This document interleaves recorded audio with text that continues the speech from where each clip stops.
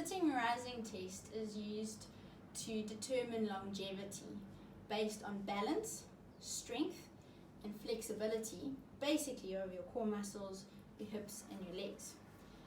A perfect 10 is being able to get down to the ground and stand up again without using either of your hands or your knees. So a perfect 10 looks like this. And then up again. Not everyone can do it that easily, not everyone gets a perfect score, so what you can do is you can practice the movement using a little bit of support.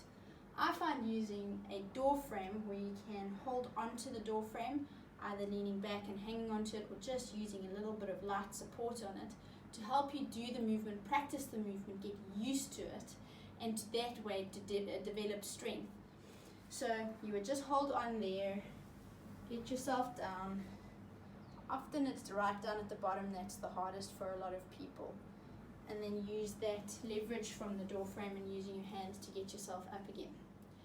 Keep practicing it. I'm also going to show you other components that you can strengthen or get more mobile to help you get better at doing the sitting and rising test.